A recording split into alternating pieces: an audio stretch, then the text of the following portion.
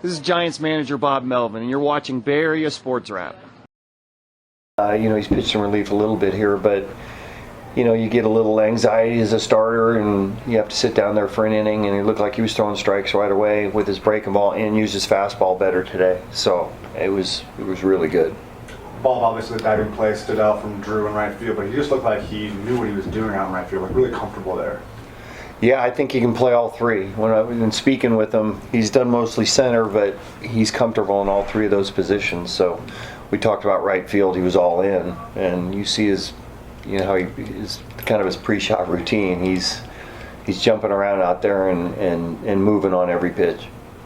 Back to Tang, in that fifth inning, he had the bases loaded there, and then 3 pitches later, he gets out. Yeah. Just how impressive was that escape job there? Well, that was the biggest, couple outs of the game, 3 outs of the game. So, one hit, even a sac fly, anything pulls them a little bit closer and gives some momentum in their dugout. So, keep it on the ground like that, twice, get a double play on the last one. Rafi makes a really nice play for him too. It was good. Really, aside from one inning in New York, Tang has looked quite better than he did in his kind of early calls. What's the biggest difference you've seen in a year since he came up? Strikes. He's throwing more strikes, and he's using his fastball enough to get off his breaking stuff. His breaking stuff's really good. So for me, it's just being a lot more efficient, throwing the ball over the plate more. What did he walk 1 today? Yeah, it's good. Throwing strikes.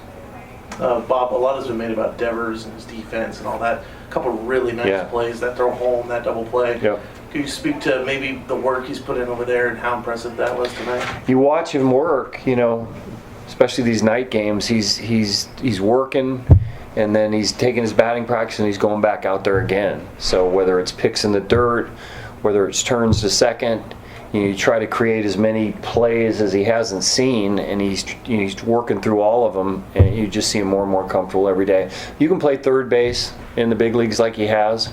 You're going to be able to play first pretty well, but it's just all the different plays, cutoffs and relays, stuff like that he hasn't been through before. But he's looking pretty good over there right now. Can you comment on the 6th John Hooley's at bat? It was ruled as a fielding error. If you have any comments on that. Oh, the ball to, yeah, you know what? I think sometimes that's a hit, sometimes that's an error. So I'm not a scorekeeper. I'm always going to pull for our guys. If you could, would you like to challenge it? I don't get to do that. If somebody does, I'm fine with it. Bob, speaking of Devers, it seems like since the New York game where he had the 2 home runs, his swing just looks a lot more relaxed. Like he's not trying as hard as he was in the beginning. Have you noticed that, the swing? Yeah, and he's taking more balanced swings. He's not off balance. At times we've seen him a little bit off balance, and I think that when you're trying to do a little too much and swing a little too hard, that's what happens. He doesn't have to. When he touches the ball like he did early in the game today, it's going to go. So, yeah, it just looks a little bit more balanced in the box and maybe more of a fluid swing. One more question about John Woody.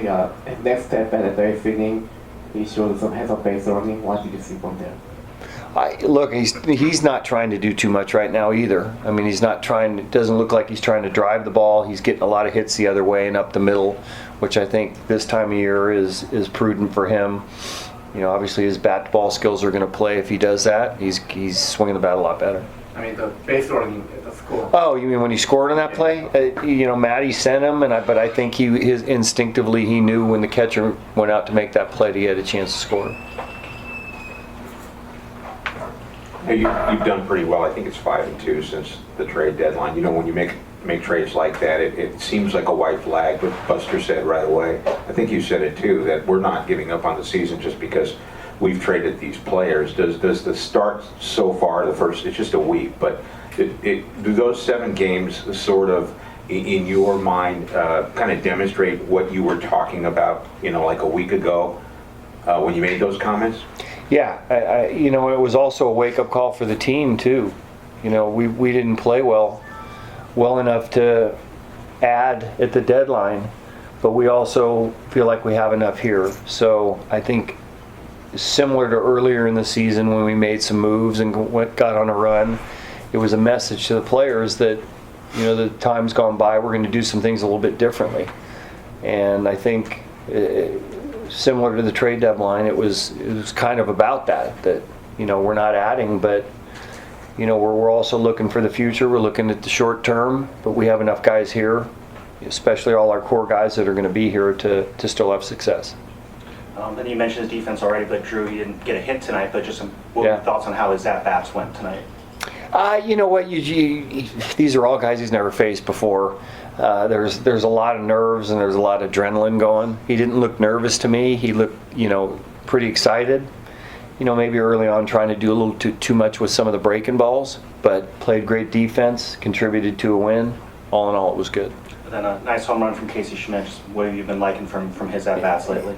He's getting a lot of hits. He's driving the ball, and he's hitting breaking balls too. It's not just fastballs. Casey has the ability to be a really good offensive player. Good. All right.